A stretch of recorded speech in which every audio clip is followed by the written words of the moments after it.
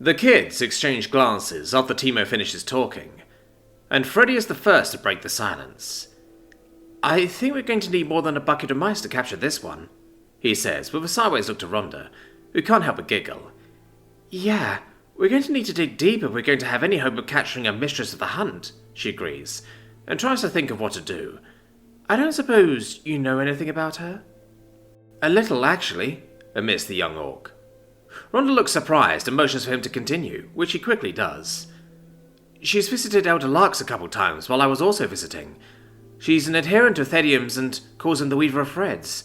It's weird how she and Larks will focus on different aspects of him." "Anything we can use to try to catch her?" Not that I can think of besides knowing at least what she looks like. She stands about as tall as you do, Rhonda, but she's all spider below the waist.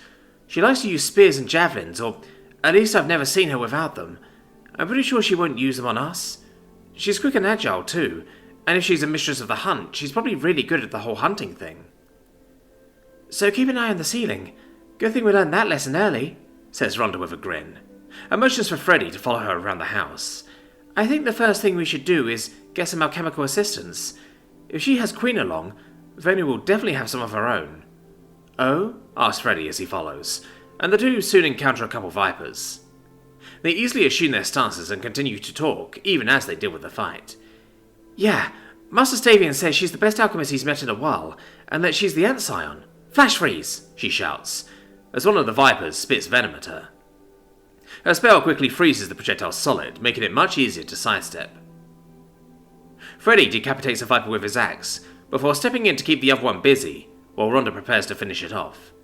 "Icicle!" she shouts, before hurling a small spear of ice at the distracted viper, catching it in the side of the head and ending the encounter.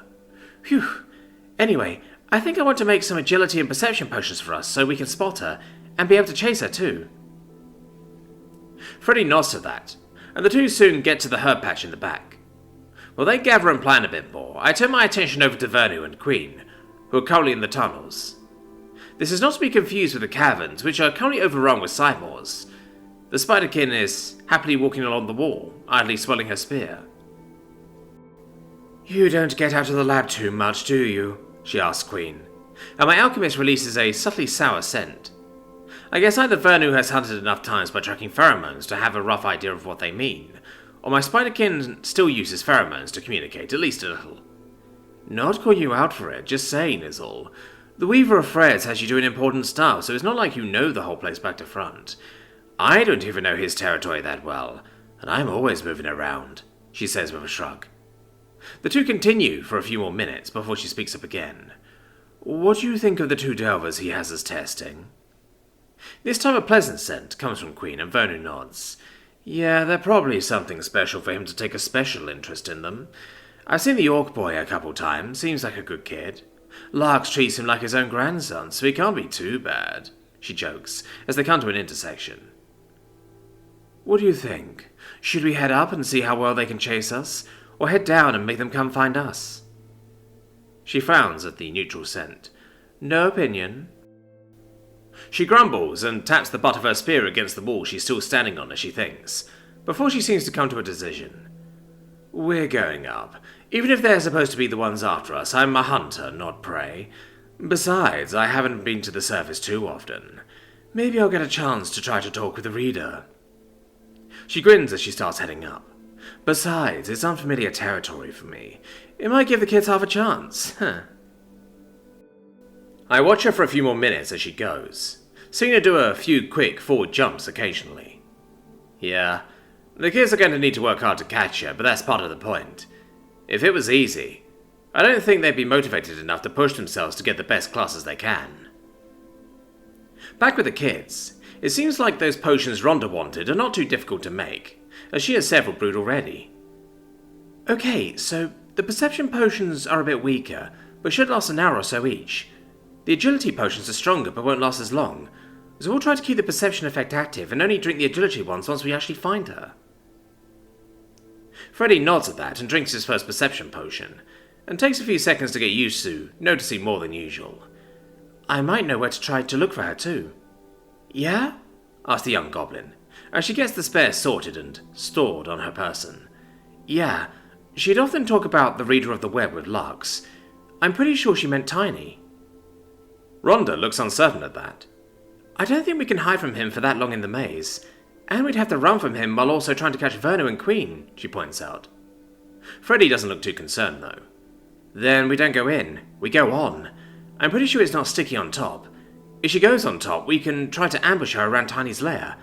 The maze itself is pretty flat, but the trees in this area should give us places to try to hide. And if she goes inside, she should have to run the maze like everyone else.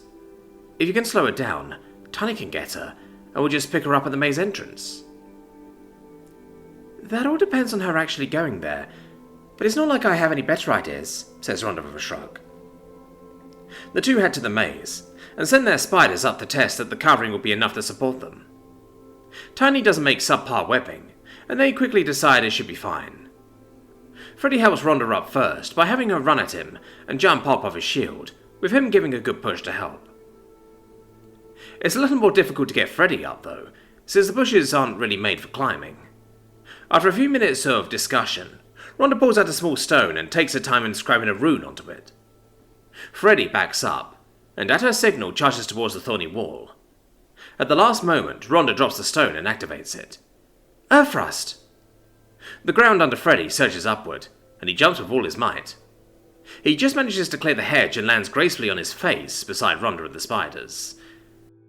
The group takes a few minutes to just enjoy the webbing and the unique view from atop the maze, before simply walking over the top, towards the lumpy bulges of the trees in and around Tiny's lair.